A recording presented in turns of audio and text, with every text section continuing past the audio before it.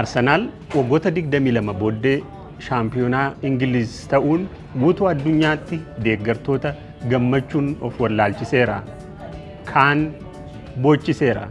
Kun gammachuu ibsannaa London turedha. Kun immoo Finfinnee.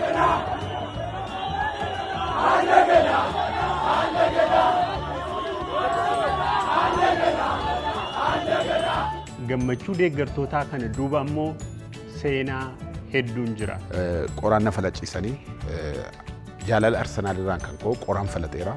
Deeggartoonni yookiin immoo namoonni safara biraa nama baay'ee ta'anii na reebaniiru. Baay'ee mana reeban. Kunis jaalala Arsenaal irraan kan ka'edha. Ergan Arsenaaliin deeggaruu jalqabee waggoota 17tu lakkaa'amee jira. Kana jechuun an Arsenaalii Pirimeer Liigii nyaatu hin agarre. Soolan Biraanuu waggoota 24 darbaniif deeggaraa Arsenaali. Yeroo danda'us yeroo hin dandeenye keessattis tapha Arsenaal eegee daawwata. Yeroo gaddan hin gaddaa, yeroo gammadan wajjin gammada.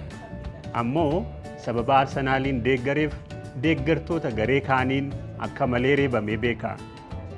Akka hin taanetti mooraa mana barnootaa keessaa ba'ee tapha Arsenaal daawwachuu isaaf qoraan akka falatu adabamee beeka. Amma waggaa 22 booddee Arsenaal yeroo waancaa injifatu mana isaa alaabaa Arsenaaliin faayee diggisee hiriyoota isaa wajjiniin gammaduuf jedha. Bu'aa bayii Arsenaaliin deeggaruu keessatti arge garuu BBC'tti himeera. Waggoota yoo xiqqaate waggaa 24f deeggaraa kilaba Arsenaaliidha. Arsenaalii deeggaruun koo murtoo yeroo jalqabaatiif ofii kooti waan hin jaalladhe murteessuu yeroo akkanitti danda'u kanan bareedha. Waggaa 24 kana noormaalii darbee hin ilaalatu hin ta'ini baay'inaan tapha Arsenaal nan darbu nan ilaala. Yoon haala akkamii keessa yoon jiraadhe iyyuu ilaaluuf nan yaala. Jaalala Arsenaal qabu guyyaa tokko hir'atee hin beeku. Garuu geepha nyaachuu qabannee maaloo jennee hin dhiifne obsaan eegaa turre, abdiirraa qabaan ture, taphisaa yeroo baay'ee na hawwata ture. So guyyaa tokko hin nyaanna eegaan ture geepha kana. Garuu kunoo kaleessaa waggaa 22 booda geepha keenya nyaachuu dandeenyeerra. Guyyaan kaleessaa anaa fi guyyaa addaa ture. Baay'ee guyyaa addaa ture. Miira koo to'achuu dadhabeen gara hiriyoota koo wajjin daandii irratti baanee shubbisaa turre. Anaaf Arsenaal waan baay'ee ture. Miira koo to'achuu hin dandeenye boo'icha gammachuu nan bu'aa. Nama wajjin baay'ee bakka koongiraa waliin jenna. Hiriyoota koo baay'ee walii bilbilee. Arsenaalii wajjin waan baay'ee dabarseeran.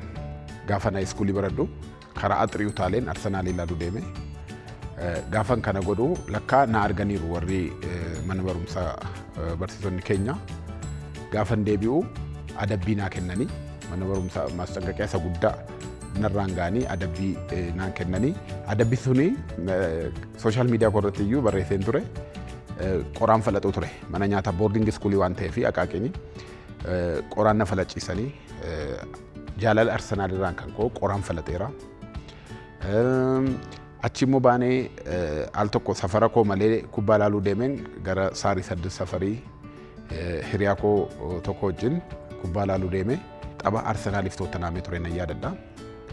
Achirratti deeggartoonni yookiin immoo namoonni safara biraa nama baay'ee ta'anii na reebaniiru. Baay'ee mana reeban. Kunis jaalala Arsenaal irraan kan ka'edha. Kilabiin akka Arsenaal deeggaruu biyya lafaarra hin jiru. Kilabii gara biraa deeggaruus hin danda'u. Keessumaa Pirimeer Liigii. Yoo nan dhiisa dheeyyuu nan raffisonaan. Namoonni akkamittiin kana gootuu jettanii yaaddanii dhimmi kun kubbaa jaallachuun waan hunda caalaa nama kontirool gochuu waan danda'udha waan ta'eef nu hubadhaa. Umurii kanaan maaliif akka godhatus nuun hin jedhina. Maaliif dhimmichi dhimma cimaadha. So kanaan wal qabatee Arsenaal anaaf hiriyaa koo ture.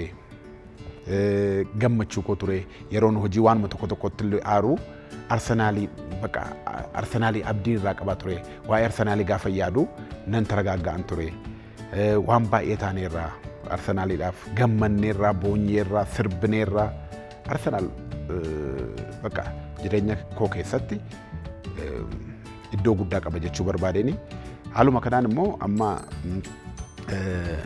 celebrate gochuudhaaf manatti sagantaa qopheesseen jira namoota baay'ee waamaa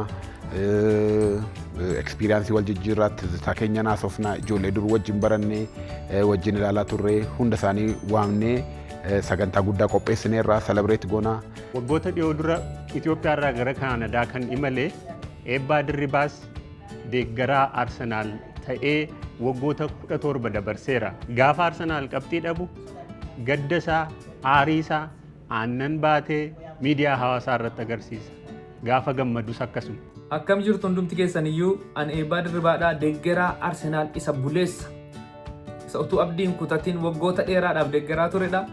Egaa akkuma har'a beekamu deeggartoota Arsenaal addunyaarra jiran maraafiyyuu taanaan guyyaa gammachuu, guyyaa addaa, guyyaa seena qabeessadha.